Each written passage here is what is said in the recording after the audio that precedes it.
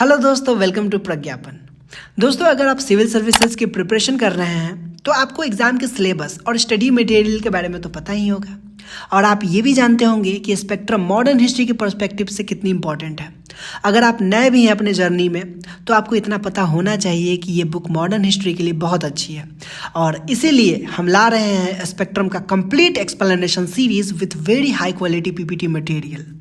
अगर आपके पास ये बुक है फिर तो बहुत अच्छी बात है, बट मान लेते हैं कि ये बुक आपके पास नहीं है या आप इसे अफोर्ड नहीं कर सकते, फिर भी घबराने की कोई बात नहीं है। इस पीपीटी में स्पेक्ट्रम का एक एक पॉइंट शामिल है, और जो बातें इस बुक में नहीं भी हैं बट आपके लिए वो जानना इम्पोर्टेंट था तो उनको भी मैंने इस पीपीटी में इंक्लूड कर दिया है।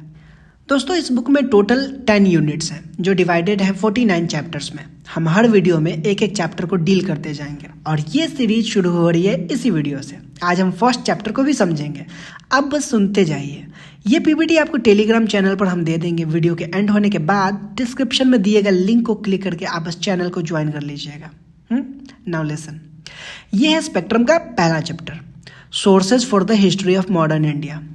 फ्रेंड्स, आज जो आप मॉडर्न इंडिया की मोटी मोटी किताबें देखते हैं, ऐसा तो है नहीं कि इतिहासकारों ने ये किताबें अपनी मर्जी से लिखी होंगी। जो भी बातें उन्होंने अपनी अपनी किताबों में लिखा होगा उसका कोई ना कोई बेस तो जरूर होगा, वरना अगर अपने मन से लिखा होता तो रोमिला थापर की हिस्ट्री अलग हो जाती और बिपिन चंद्रा की हिस्ट्री अलग हो जाती।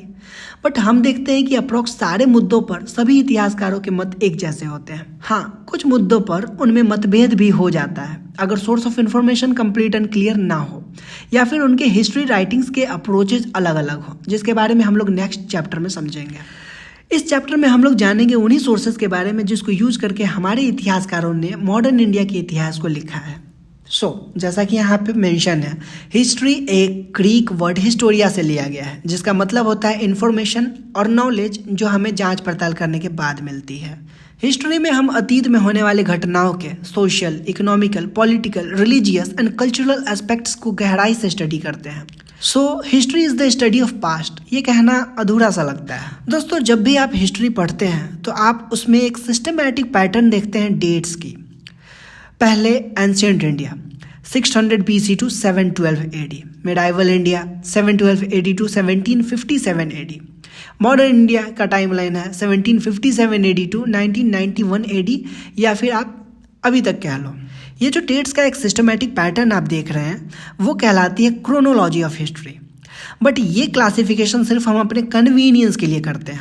जाहिर सी बात है दोस्तों, कोई भी चेंज हमारे सोसाइटी में होता है, चाहे वो सोशल हो, इकोनॉमिकल हो, पॉलिटिकल हो, रिलीजियस हो या फिर कल्चरल हो, वो ग्रेजुअली होता है, ना कि डायरेक्टली। फॉर इंस्टेंस 712 AD में मोहम्मद बिन कासिम का अटैक होता है। ये फर्स्ट मुस्लिम इन्वेजन था भारत में, तो इसके बाद से ही रिलीजियस एंड पॉलिटिकल चेंजेस आने लगे। भारत में इस्लाम तेजी से ग्रो करने लगा, तो ये एक मेजर चेंज था हमारे हिस्ट्री में।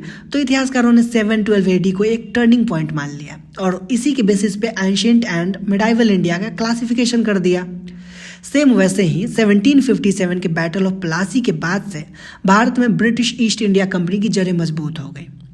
यहीं से भारत गुलामी के अंधेरे में जकड़ने लगा था, तो हमने इस ईयर को मिडाइवल एंड मॉडर्न इंडिया का डिसकंटिन्यूटी पॉइंट मान लिया। बट ऐसा बिल्कुल नहीं है कि अंग्रेज भारत में 1757 के पहले नहीं थे, वो तो 17वीं सेंचुरी के स्टार्टिंग से ही भारत में थे। हालांकि यूरोपियंस कैसे भारत आते हैं, हमें गुलाम बनाते हैं, हम पे अत्याचार करते हैं, और कैसे हमारे वीर क्रांतिकारी अपने प्राणों की आहुति देकर हमें आज़ादी का तोहफा देते हैं। इन सब के बारे में हम आने वाले चैप्टर्स में पढ़ेंगे। इस चैप्टर में तो हम बस ये पढ़ने वाले हैं कि आखिर जो इन्फॉर्मेशंस मॉडर्न हिस्ट्री में दी गई हैं, इतिहासकारों के पास वो जानकारी आई कहाँ से। Let's move ahead. दोस्तों, ये वो सोर्सेस हैं जो हमें मॉडर्न हिस्ट्री के बारे में जानकारी देते हैं। इनमें पहला है आर्काइव। आर्काइव हिस्टोरिकल डॉक्यूमेंट्स का कलेक्शंस होते हैं जिनमें हमें पास्ट के places, institutions, government setup, culture वगैरह की जानकारी मिलती है। आर्काइव में जो डॉक्यूमेंट्स मौजूद होते हैं वो यूजुअली प्राइमरी सोर्स डॉक्यूमेंट्स होते हैं। प्राइमरी सोर्स डॉक्यूमेंट्स ऐसे डॉक्यूमेंट्स होते हैं जो डेली लाइफ के नेसेसरी ट्रांजैक्शंस के लिए लिखा गया होता है। उन्हें हम इस पर्सपेक्टिव से तैयार नहीं करते कि इसको पढ़ के हमारे फ्यूचर जनरेशन को हमारे बारे में पता लगेगा। इसको आप एक उदाहरण से समझिए। अभी ईयर 2024 चल रहा है। आज हमारे पार्लियामेंट में जो भी बिल्स पेश हो रहे हैं या फिर supreme court and high court में जो भी प्रोसीडिंग्स चल रही हैं, जो ऑर्डर पेपर्स हायर अथॉरिटीज़ से लोअर अथॉरिटीज़ को मिल रहे हैं, ये सारे प्राइमरी सोर्स डॉक्यूमेंट्स हैं। मान लीजिए अब ईयर आ गया 3020। अब अगर हमें 2024 के बारे में जानना हो तो हम कैसे जानेंगे? तब हम ऑब्वियसली 2024 के डॉक्यूमेंट्स को यूज़ करेंगे। हम 2024 के सारे डॉक्यूमेंट्स को संभाल कर एक बिल्डिंग में रख देंगे और बोलेंगे ये हमारा आर्काइव है। जो डॉक्यूमेंट्स नेशनल लेवल की इंपॉर्टेंस रखती है वो शामिल हो जाएंगी सेंट्रल गवर्नमेंट के आर्काइव में, और जो हिस्टोरिकल डॉक्यूमेंट्स स्टेट से जुड़ी हुई हैं उन्हें हम स्टेट गवर्नमेंट आर्काइव्स में संभाल कर रख देंगे। एंड सो ऑन, ऐसे ही हम क्लासिफिकेशन करते हैं ऑफिशियल रिकॉर्ड्स का। नेक्स्ट है आर्किटेक्चर, मतलब टेम्पल्स एंड बिल्डिंग्स वगैरह बनाने का साइंस। इनसे भी हमें इतिहास की अच्छी खासी जानकारी मिलती है। हालांकि ये वास्तुकला के नमूने मॉडर्न इंडिया से जुड़े हुए नहीं हैं। इसे बस मैंने आपको आर्किटेक्चर की मीनिंग समझाने के लिए इस पीपीटी में इंक्लूड किया है। Official records. ऑफिशियल रिकॉर्ड्स मतलब प्राइमरी सोर्स डॉक्यूमेंट्स। उनको हम 4 कैटेगरीज में डिवाइड करते हैं। पहला, central government archives. Second, state government archives. Third, records of intermediate and subordinate authorities. And fourth, judicial records. Historical judicial records हमारे supreme courts and high courts के records या archives में शामिल हो जाती हैं। आइए अब इन चारों कैटेगरीज को ब्रीफली समझते हैं। Central government archives. दिल्ली में मौजूद नेशनल आर्काइव्स ऑफ इंडिया ही हमारे भारत सरकार का आर्काइव है। ये इंडिया के साथ साथ साउथ एशिया का लार्जेस्ट आर्काइव है। हालांकि इसे 11 मार्च 1891 को कलकत्ता में इस्टेब्लिश किया गया था। उस समय इसका नाम था इंपीरियल रिकॉर्ड्स डिपार्टमेंट, और लॉर्ड लैंसडाउन उस समय के वॉइसरॉय थे। जब 1911 में दिल्ली भारत की राजधानी बनी तो IRD यानी कि इंपीरियल रिकॉर्ड्स डिपार्टमेंट को भी दिल्ली शिफ्ट कर दिया गया, और 1926 में इसे एक नए बिल्डिंग में ट्रांसफर किया गया, जो बिल्डिंग आज आप देखते हैं। National archives of India most authentic source of information है मॉडर्न इंडियन हिस्ट्री के लिए।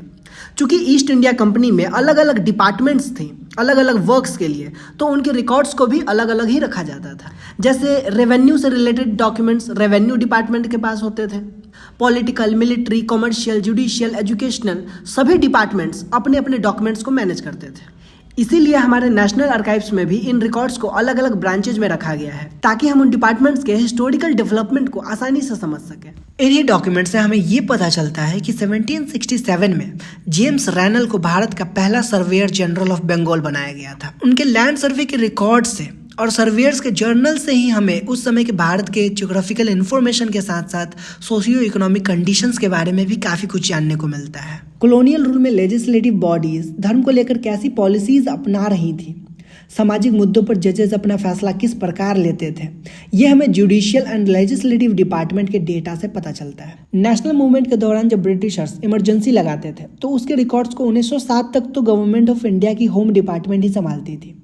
बट 1907 में ब्रिटिशर्स ने एक सीरीज शुरू किया होम पॉलिटिकल के नाम से, जो exclusively political and communal issues को ही डील करने के लिए बनाया गया था। आर्काइव्स में मौजूद रिफॉर्म ऑफिस के रिकॉर्ड्स को पढ़ के हमें ये पता चलता है कि 1920 से 1937 तक अंग्रेजों ने कैसे कैसे अपने संविधान को विकसित किया। आपने देखा कि कॉलोनियल रूल को समझने के लिए उनके डॉक्यूमेंट्स कितने इंपॉर्टेंट हैं। चूंकि ये नेशनल लेवल की इंपॉर्टेंस रखते थे तो हमने इन्हें सेंट्रल गवर्नमेंट के आर्काइव्स में रख दिया। अब हम समझेंगे स्टेट गवर्नमेंट के आर्काइव्स को। State government archives. State government के आर्काइव्स में मेनली इन तीनों के रिकॉर्ड्स शामिल होते हैं। First, the former British provinces के रिकॉर्ड्स। सेकंड, 1947 के बाद जो प्रिंसली स्टेट्स भारत में शामिल हो गए उनके रिकॉर्ड। थर्ड, ब्रिटिशर्स के अलावा किसी दूसरे फॉरेन एडमिनिस्ट्रेशन के records like French, Dutch, Portuguese. हालांकि इनके रिकॉर्ड्स प्राइमरली इकोनॉमिकल डेवलपमेंट को समझने के लिए हेल्पफुल होते हैं, बट फिर भी ये पॉलिटिकल सेटअप के बारे में भी जानकारी देते हैं। इनके अलावा स्टेट आर्काइव्स में उन इंडियन पावर्स के रिकॉर्ड्स भी शामिल होते हैं जिन्हें ब्रिटिशर्स ने कब्जा कर लिया, जैसे कि लाहौर और मराठा किंगडम। लाहौर किंगडम के रिकॉर्ड्स सिख एम्पायर के बारे में वैल्यूएबल इंफॉर्मेशन देते हैं। जैसा कि आप इस टेबल में देख सकते हैं, हर एक चीज़ कितना क्रिस्टल एंड क्लियर समझ में आ रहा है। वीडियो अच्छी लग रही हो तो लाइक जरूर करिएगा। चलिए, तो लाहौर किंगडम के रिकॉर्ड्स पर्शियन लैंग्वेज में लिखा गया था। इनमें 1 लाख से ज़्यादा रिकॉर्ड्स हैं जिनको पंजाब के अलग अलग आर्काइव्स में रखा गया है। जैसे खालसा दरबार रिकॉर्ड्स फ्रॉम 1800 टू 1849 को पंजाब आर्काइव्स में रखा गया है, जो कि लाहौर में है। कुछ डॉक्यूमेंट्स को हिस्टोरिकल रिकॉर्ड ऑफिस में रखा गया है, जो कि अनारकली के मकबरे में है। नेक्स्ट है मराठा साम्राज्य के रिकॉर्ड्स। इनके रिकॉर्ड्स जो है वो पेशवा दफ्तर में मौजूद है, जो है पुणे के एलियनेशन ऑफिस में। ये भी एशिया का one of the largest archives में से एक है। ये आर्काइव्स मराठाओं में पेशवा के डिक्लाइन से पहले के इतिहास को जानने के लिए मोस्ट वैल्यूएबल सिंगल सोर्स है। बाकी स्टेट आर्काइव्स के बारे में आप ये टेबल देख के समझ सकते हैं। इस चैप्टर में आपको मैक्सिमम चीज़ें याद करने वाली मिलेंगे, तो ऐसा हो सकता है कि आपको थोड़ा कम आनंद आ रहा हो, बट फिर भी मैं कोशिश कर रहा हूँ कि ज़्यादा से ज़्यादा इन्फॉर्मेशन ऐड करके इस चैप्टर को थोड़ा सा इंटरेस्टिंग बना सकूँ। बट आपको कैसा लगा कमेंट में ज़रूर बताइएगा। Archives of 3 presidencies. Colonial rule के शुरुआत में 3 प्रेसिडेंसीज हुआ करती थी, Bengal presidency, Madras presidency, Bombay presidency. Bengal presidency में फोर्ट विलियम्स के रिकॉर्ड्स 1757 के बाद के हैं, पहले वाले हमारे पास नहीं है। आप पूछेंगे क्यों, तो इसका कारण है the black hole of Calcutta. कहानी तो लंबी है, इसको डिटेल में हम 3rd चैप्टर में समझेंगे, बट अभी के लिए आप इतना समझिए कि बंगाल में east India company fort William का फोर्टिफिकेशन कर रही थी। इस बात से नाराज बंगाल के नवाब सिराजुद्दौला ने 16 जून 1756 को 70,000 सैनिकों, 500 हाथियों और 50 तोपों के साथ कलकत्ता को घेर लिया। जैसे तैसे ईस्ट इंडिया कंपनी के गवर्नर्स एंड एम्प्लॉयज अपनी जान बचा करके भागे और पीछे छोड़ दिया अपनी औरतों और बच्चों के साथ 146 soldiers under the command of John Zephaniah Holwell. 20 जून को इन सभी सोल्जर्स को नवाब ने बंदी बना लिया और फोर्ट विलियम के एक छोटे से तहखाने में बंद कर दिया गया। वो तहखाना इतना छोटा था कि 5-6 लोग भी रहे तो प्रॉब्लम महसूस हो। मात्र 14 × 18 स्क्वायर फीट का तहखाना और कैदी 146। इनमें से 123 लोग तो सफोकेशन से ही मर गए, ऐसा ब्रिटिशर्स क्लेम करते हैं। इसी का बदला लेने के लिए हुआ था बैटल ऑफ प्लासी, जिसमें ब्रिटिश आर्मी को लीड किया था रॉबर्ट क्लाइव ने। सिराजुद्दौला को अपने ही लोगों ने धोखा दिया, जिसके कारण ईस्ट इंडिया कंपनी ने मात्र 3,000 की सेना के साथ सिराजुद्दौला के 50,000 सैनिकों को हरा दिया। सिराज मुर्शिदाबाद भाग गया, वहां से मंसूरगंज, बट जल्द ही उसे पकड़ लिया गया और वापस राजधानी लाकर चाकू से मार मार कर हत्या कर दी गई और उसके मृत शरीर को राजधानी के गलियों में मीर जाफर ने घुमवाया, जो कि सिराज का रिलेटिव था। सत्ता की लालच में उसने सिराजुद्दौला का कत्ल करवा दिया। ऐसी ऐसी बहुत सी कहानियाँ हिस्ट्री में आपको पढ़ने को मिलती हैं, बट फिलहाल हम आगे बढ़ते हैं। हाँ, तो चूंकि फोर्ट विलियम और कलकत्ता हाथ से निकल गया था, तो डॉक्यूमेंट्स भी समाप्त कर दिए गए होंगे सिराजुद्दौला के द्वारा, या कोई और भी रीजन हो सकते हैं। इसकी कोई रिलायबल इन्फॉर्मेशन नहीं है हमारे पास, बट जो भी 1757 के बाद के डॉक्यूमेंट्स बंगाल प्रेसिडेंसी के हमारे पास हैं, उनमें से कुछ नेशनल आर्काइव्स ऑफ इंडिया में है, तो कुछ state archives of West Bengal में है। Next, Madras presidency begin from 1670। 1670 के बाद के डॉक्यूमेंट्स मौजूद हैं हमारे पास मद्रास प्रेसिडेंसी के, जो रखे गए हैं एलियनेशन ऑफिस पुणे में। यहीं पर मराठाज के रिकॉर्ड्स भी रखे गए हैं, जस्ट अभी अभी हमने पढ़ा था, राइट। मद्रास प्रेसिडेंसी के रिकॉर्ड से हमें फोर्ट संत जॉर्ज के गवर्नर एंड काउंसिल्स के बारे में पता चलता है। दोस्तों, इन दोनों को पढ़ के हमें इतना तो पता चला कि फोर्ट विलियम्स कलकत्ता में है और संत जॉर्ज मद्रास में, यानी तमिलनाडु में है। इन फोर्ट्स के बारे में हमें आगे पढ़ना है, बट अभी के लिए इतना जानिए कि ईस्ट इंडिया कंपनी अपने गवर्नेंस को यहीं से ऑपरेट करती थी। अपने आर्मी को स्ट्रांग बनाने के लिए और उन्हें सेफ्टी देने के लिए इन फोर्ट्स को बनाया जाता था। मद्रास प्रेसिडेंसी के रिकॉर्ड्स हमें बताते हैं कि साउथ इंडिया एंड दक्कन में ईस्ट इंडिया कंपनी का पॉलिटिकल राइज कैसे हुआ। इसमें एंग्लो फ्रेंच स्ट्रगल की इन्फॉर्मेशन भी शामिल है। अंग्रेजों ने भारतीय राजा महाराजाओं से कैसे मुकाबला किया, ये सारी जानकारी हमें इन्हीं रिकॉर्ड से पता चलती है। नेक्स्ट है बॉम्बे प्रेसिडेंसी। इनके records Maharashtra secretariat record office Mumbai में मौजूद है। वेस्टर्न इंडिया जैसे महाराष्ट्र, गुजरात, सिंध एंड बॉम्बे प्रेसिडेंसी के ऐसे डिस्ट्रिक्ट्स जहां कन्नड़ बोली जाती थी और जिन डिस्ट्रिक्ट्स को 1956 के स्टेट रीऑर्गेनाइजेशन एक्ट के थ्रू मैसूर में मिला दिया गया, मैसूर यानी कि कर्नाटक में मिला दिया गया, इन सब के बारे में ये रिकॉर्ड्स वैल्यूएबल इंफॉर्मेशन देते हैं। कौन से रिकॉर्ड्स? बॉम्बे प्रेसिडेंसी के records. Now archives of other European powers. Portuguese का गोवा में है। कोचीन एंड मालाबार के जो डच रिकॉर्ड्स है वो मद्रास रिकॉर्ड ऑफिस तमिलनाडु में है। चिनसुरा के Dutch records state archives of West Bengal में है। मतलब कोचीन, मालाबार, चिनसुरा में डच ईस्ट इंडिया कंपनी का कब्जा था। चंदेर नागौर, पुदुचेरी, इनके रिकॉर्ड्स तो फ्रेंच लोग अपने साथ पेरिस लेके चले गए, कुछ नहीं बचा अपने पास। डेन्स ने 1839 में ट्रैंकुबार और 1845 में सेरामपुर को ईस्ट इंडिया कंपनी से बेच दिया और रिकॉर्ड्स को अपने साथ डेनमार्क की राजधानी कोपेनहेगन लेके चले गए। फाइनली उन्होंने अपने इंडिया का लास्ट पोजीशन निकोबार, इसको भी 1868 में ईस्ट इंडिया कंपनी से बेच दिया और इस तरह डेन्स इंडिया से फाइनली लौट गए।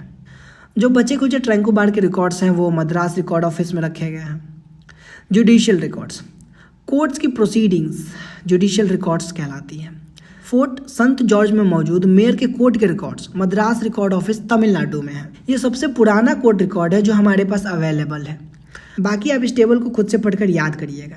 आप चाहो तो स्क्रीनशॉट ले सकते हो या फिर इसे as a PDF Telegram channel से डाउनलोड कर लेना। लिंक डिस्क्रिप्शन बॉक्स में है और यूजर नेम तो दिख ही रहा है। नाउ ये जो महाराष्ट्र सेक्रेटेरिएट रिकॉर्ड ऑफिस है, इसे Bombay recorders court and supreme court के आर्काइव्स की भी कस्टडी दी गई है। कस्टडी मतलब कंट्रोल एंड मैनेजमेंट करने का पावर। हमें ये जानना भी बहुत ज़रूरी है कि जुडिशियल रिकॉर्ड्स में कोर्ट प्रोसीडिंग्स एंड मिनट्स के अलावा copies of wills, probates and administration letters भी शामिल होते हैं। अब ये minutes, probates, copies of wills क्या है भाई? मिनट्स का मतलब होता है वो डॉक्यूमेंट्स जिनमें कोर्ट रूम के अंदर होने वाली सारी इन्फॉर्मेशन लिखी हो। इसमें कोर्ट के ट्रायल के शुरू होने से लेकर खत्म होने तक अटर्नीज के नाम, सबूतों और गवाहों की नाम और उनके इन्फॉर्मेशन वगैरह शामिल होते हैं। मिनट्स कोर्ट का क्लर्क या फिर जज अपने पास रखता है। यहाँ पे ये कोर्ट में यूज करने वाले मिनट्स का मीनिंग है। अगर आप किसी कंपनी के मिनट्स के बारे में बात करेंगे तो वहाँ पे मिनट्स का सेंस एक ऐसे डॉक्यूमेंट से है जिसमें उस कंपनी से रिलेटेड सारे इन्फॉर्मेशन मेंशन हो। Probate and copies of wills एक दूसरे से रिलेटेड है। प्रोबेट एक लीगल प्रोसेस है जिसके थ्रू किसी पर्सन के डेथ के बाद उसके एसेट्स को करेक्ट बेनिफिशियरीज में डिस्ट्रीब्यूट करना होता है। इसके लिए जो बेनिफिशियरी हैं वो सब रजिस्ट्रार से कॉपीज ऑफ विल्स ले सकते हैं या फिर सर्टिफाइड कॉपी ले सकते हैं। पब्लिश्ड आर्काइव्स, ऐसे आर्काइव्स जिनके रिकॉर्ड्स या डॉक्यूमेंट्स कभी पब्लिकली पब्लिश हुए थे, नो मैटर वो सेंटर से रिलेटेड है या फिर स्टेट से रिलेटेड, बस पब्लिश हुए होने चाहिए, फिर वो पब्लिश्ड आर्काइव्स में शामिल हो सकते हैं। जैसे पार्लियामेंट्री पेपर्स, कमिटीज़ के reports, Indian and provincial legislature के proceedings, weekly gazettes, laws and regulation acts, अलग अलग सब्जेक्ट्स के लिए बनाए गए कमीशंस के रिकॉर्ड्स एक्सेट्रा, ये सभी पब्लिश्ड आर्काइव्स में आती हैं। पार्लियामेंट्री पेपर्स में ईस्ट इंडिया कंपनी के रिकॉर्ड्स एंड 1857 के बाद जब क्राउन रूल आया था तो उसके बाद के गवर्नमेंट ऑफ इंडिया के रिकॉर्ड शामिल होते हैं। नेक्स्ट, कमिटीज़ के रिकॉर्ड्स, कमीशंस के रिकॉर्ड्स। अच्छा, कमीशन एंड कमिटीज़ के बीच का डिफरेंस आपको पता है क्या? अगर पता है तो कमेंट करिए और नहीं पता है तो सुनिए।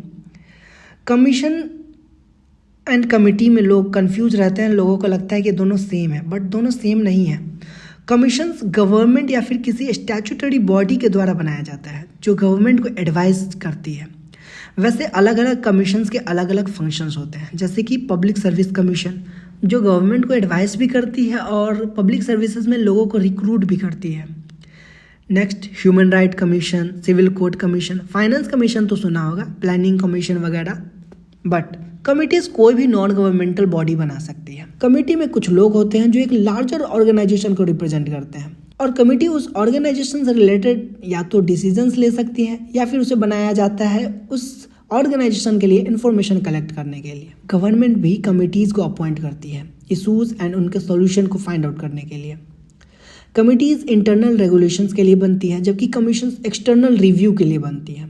कमिटीज़ के रिपोर्ट्स उस मिनिस्ट्री या डिपार्टमेंट को सौंपा जाता है जिन्होंने इसे बनाया, जबकि कमीशन अपने रिपोर्ट्स को लेजिस्लेचर को सबमिट करते हैं। कमीशंस ज़्यादा पावरफुल है, वही कमेटी के पास लेस अथॉरिटी होती है। हिस्ट्री पढ़ते पढ़ते शायद हम लोग पॉलिटी पढ़ने लगे। बट जैसा मैंने कहा था, इस वीडियो को देखने के बाद आपको पूरा चैप्टर याद तो हो जाने वाला है। फिर आप जो समय लगाते हैं इस बुक को पढ़ने में, उस समय में आप NCERT पढ़ सकते हैं।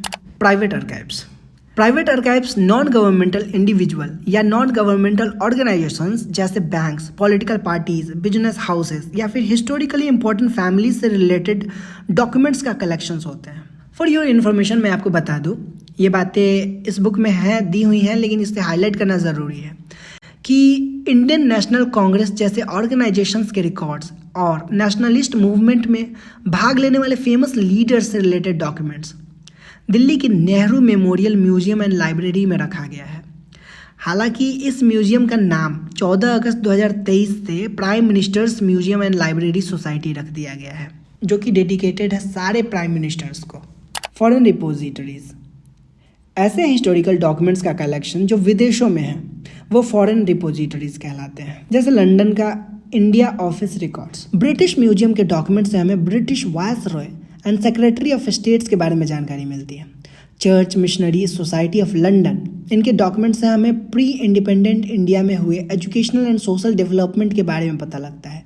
ये मिशनरी सोसाइटी एक एग्जाम्पल है, ऐसे बहुत सारे मिशनरी सोसाइटीज़ थी। बचे हुए फैक्ट्स आप खुद से याद कर लेना। इस टेबल में बस फैक्ट्स ही हैं जो आपको ही याद करना होगा। अगर मैं आपके लिए याद कर पाता तो ज़रूर करता, बट आपको भी पता है ये मुमकिन नहीं है, इसलिए प्लीज़ याद कर लीजिएगा। ये उनके आर्काइव्स का नाम है और ये उनका लोकेशन और उससे रिलेटेड कुछ जानकारी यहाँ पे दी गई है। ये जो पॉइंट आप देख रहे हैं वो इन दोनों आर्काइव्स के लिए सेम है, इसीलिए नोट में 2 आर्काइव्स के लिए सेम कॉलम बना हुआ है। सेम ऐसे ही आगे भी टेबल्स को आप इंटरप्रेट करिएगा। Literary sources. अब हम लिटरेरी सोर्सेज देखेंगे जिनमें आते हैं biographies, memoirs and travel accounts. Biography का मतलब होता है ऐसे टेक्स्ट्स या बुक्स जो किसी ऑथर ने किसी दूसरे व्यक्ति की ज़िंदगी के ऊपर लिखा है। ऑटोबायोग्राफी मतलब ऑथर ने खुद अपनी ज़िंदगी के बारे में लिखा है। और मेमोइर्स का मतलब जब ऑथर खुद के ज़िंदगी के किसी एक हिस्से के बारे में लिखे। ध्यान दीजिएगा, ऑटोबायोग्राफी और मेमोइर्स आपको सेम लग सकते हैं बट दोनों अलग हैं। ऑटोबायोग्राफी फैक्चुअल होते हैं, उनको क्रोनोलॉजिकली सिस्टमैटिक वे में लिखा जाता है, बट मेमोइर्स में अलग अलग टाइमलाइन हो सकते हैं। मेमोइर्स में इमोशन होता है। फॉर एग्जांपल, अगर मैं अपनी पूरी ज़िंदगी के बारे में लिखूं कि मेरा जन्म कहाँ हुआ, मेरी फैमिली में कौन कौन है, वो क्या करते हैं, मैं क्या करता हूँ, अपनी पढ़ाई मैंने कब और कहाँ से पूरी की, मैं पैसे कमाने के लिए क्या करता हूँ, मेरी शादी कब हुई, बच्चे हैं तो उनका नाम क्या है, अगर ये इनके बारे में मैं लिखूँ तो ये बायोग्राफी हुई। बट अगर मैं ये लिखूँ कि आज दिवाली है, मैं ज़िंदगी में पहली बार दिवाली और छठ में घर नहीं गया, मम्मी पापा ने मुझे कितना मिस किया होगा या मैंने उन्हें कितना मिस किया, मैं क्यों घर नहीं गया, अभी मैं कैसा फील कर रहा हूँ, इन सब के बारे में लिखूँ तो ये मेमोइर कहलाएगी। समझें? ट्रैवल अकाउंट्स ये उन यात्रियों के बुक्स होते हैं जो विदेशों से भारत घूमने आते हैं। यहाँ पर उन्होंने जो भी देखा समझा सब उन्होंने अपनी किताब में लिख दिया। लिटरेरी सोर्सेस में मिशनरीज़ के जर्नल्स भी शामिल होते हैं। मिशनरी मीन्स ऐसा व्यक्ति जिसे क्रिश्चियनिटी को दुनिया में फैलाने का मिशन सौंपा गया हो। ऐसे ही एक मिशनरी थे बिशप हीबर, जिनके जर्नल बिशप हीबर इन नदर्न इंडिया से हमें मॉडर्न इंडिया का हिस्ट्री पता चलता है।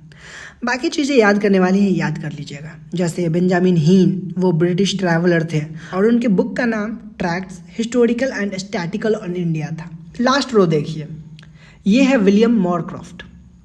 ये दुनिया के पहले व्यक्ति हैं जिन्होंने वेटनरी में यानी कि पशु चिकित्सा में डिग्री हासिल की थी। ये भी भारत आए थे और इन्होंने लिखा travels in the Himalayan provinces of Hindustan and the Punjab. Alexander Burnes ने लिखा ट्रैवल्स इन बुखारा। बुखारा आज के उज्बेकिस्तान में पड़ता है।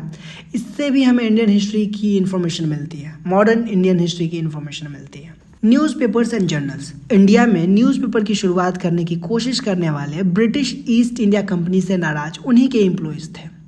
ऐसे ही एक एम्प्लॉय थे William Bolts. English East India Company के कोर्ट ऑफ डायरेक्टर्स ने बोल्ट पर 1776 में प्राइवेट ट्रेड करने का आरोप लगाया। इससे नाराज होकर बोल्ट ने कंपनी को रिजाइन कर दिया और कंपनी के काले कारनामे दुनिया के सामने रखने का ऐलान किया। बोल्ट ने ये अनाउंस किया कि वो एक न्यूज़पेपर शुरू करेंगे, बट कंपनी बहुत शक्तिशाली थी। उसने बोल्ट के मंसूबों पर पानी फेर दिया और बोल्ट का न्यूज़पेपर शुरू होने से पहले ही बंद हो गया।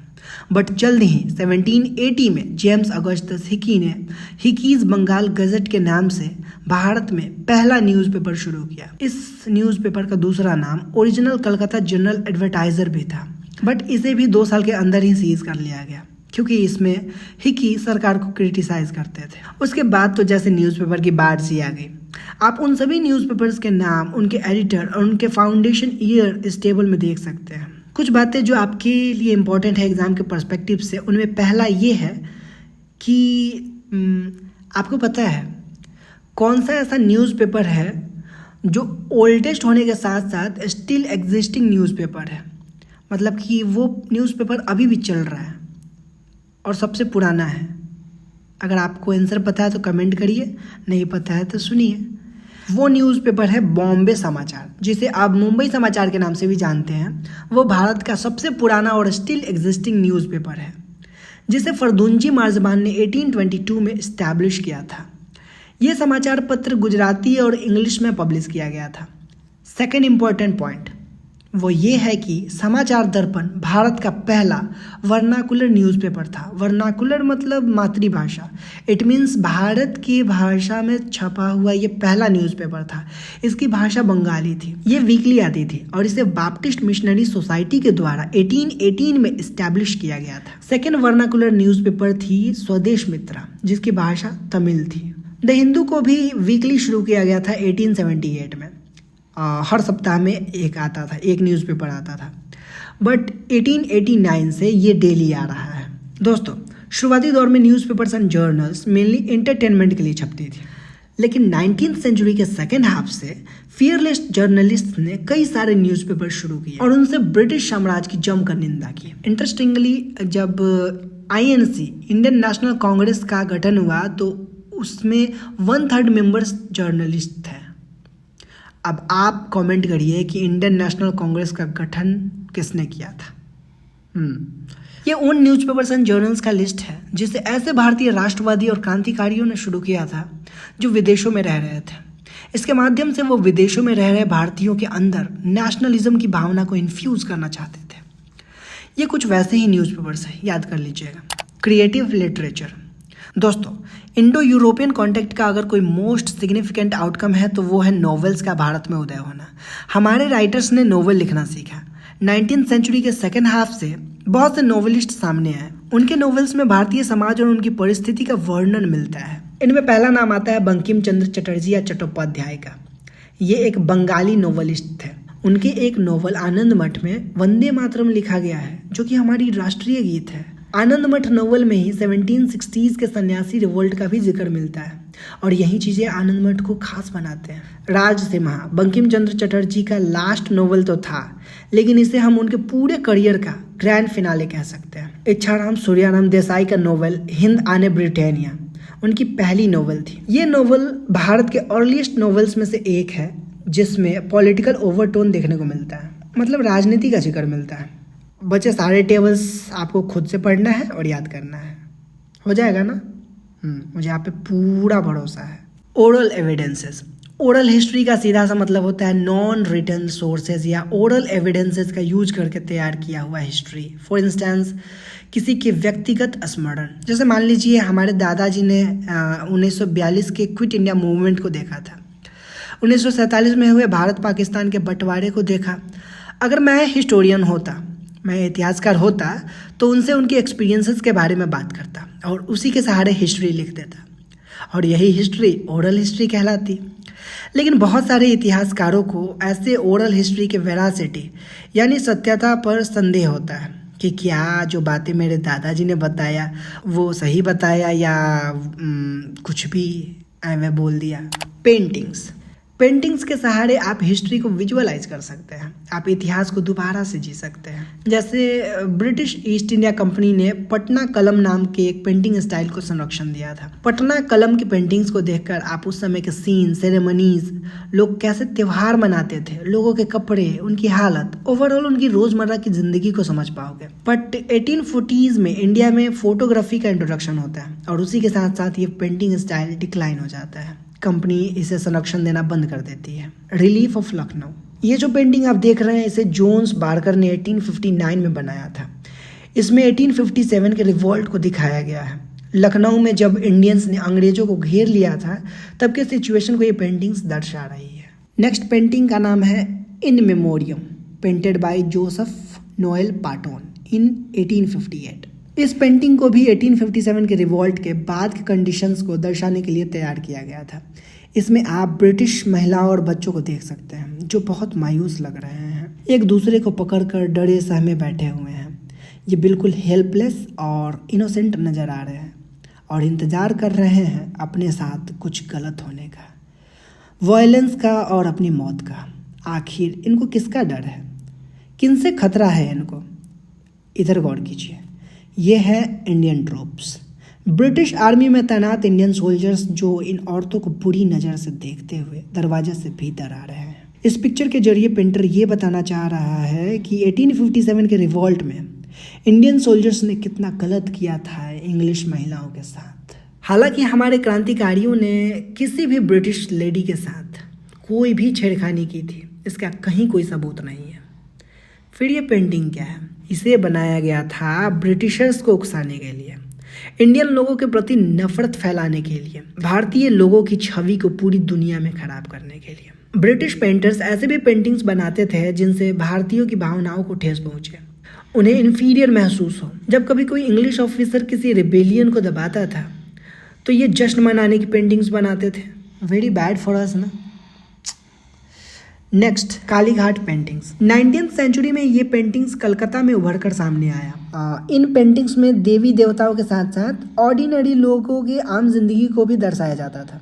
जैसा कि इस पिक्चर में आप देख सकते हैं कि कैसे एक बेबी अपने बाबू को झाड़ू मार रही है। अच्छी बात यह है कि इन पेंटिंग्स ने उस समय के सोशल इविल्स के ऊपर जमकर तंज कसे थे। New art movement. 19th century के लास्ट डिकेड में नंदलाल बोस और राजा रवि वर्मा जैसे आर्टिस्ट ने आर्ट में एक नए ट्रेंड को रिप्रेजेंट किया। इस नए स्टाइल ऑफ आर्ट को संवेदना मिली थी भारत में उभर रहे राष्ट्रीयता की भावना से। इस आर्ट का primary focus Indian mythological and cultural heritage को प्रमोट करने के ऊपर था, पर साथ ही साथ ये पेंटिंग्स आर्ट हिस्टोरियंस के लिए इंडिया में हुए मॉडर्न आर्ट मूवमेंट को समझने के लिए एक इम्पॉर्टेंट सोर्स ऑफ इंफॉर्मेशन भी है। In the rise of Bengal school. Rabindranath Tagore के भतीजे अवनींद्रनाथ टैगोर ने बंगाल स्कूल ऑफ आर्ट को इस्टेब्लिश किया था। यह भारत में पहला मॉडर्न आर्ट मूवमेंट था। 6 जुलाई 1896 में E.B. हैवेल, अर्नस्ट बिनफील्ड हैवेल इस स्कूल को एज ए प्रिंसिपल ज्वाइन करते हैं कलकत्ता में। आनंद केंतिश कुमारस्वामी, जो कि श्रीलंका के एक इम्पॉर्टेंट तमिल पॉलिटिकल लीडर के बेटे थे, उन्होंने भी इस आर्ट मूवमेंट में एक वाइटल रोल निभाया था। इसी के साथ ये आर्ट एंड कल्चर का लेक्चर भी ख़त्म होता है और आपका स्पेक्ट्रम का पहला चैप्टर भी ख़त्म होता है। दोस्तों, मैंने जान लगा दिया इस चैप्टर के पीपीटी को तैयार करने में और इसे एक्सप्लेन करने में। अब आप कमेंट करिए कि आपको मेरी ये कोशिश कैसी लगी, आपको ये चैप्टर समझा पाया तो कितना समझा पाया। आप अगर रेटिंग्स देना चाहें तो 5 में से कितने स्टार्स देंगे, जल्दी जल्दी कमेंट कीजिए। मिलते हैं आपसे नए एपिसोड में स्पेक्ट्रम के नेक्स्ट चैप्टर के साथ। तब तक अपना ख्याल रखिए और दिल लगाकर पढ़ाई करिए। जय हिंद, जय भारत।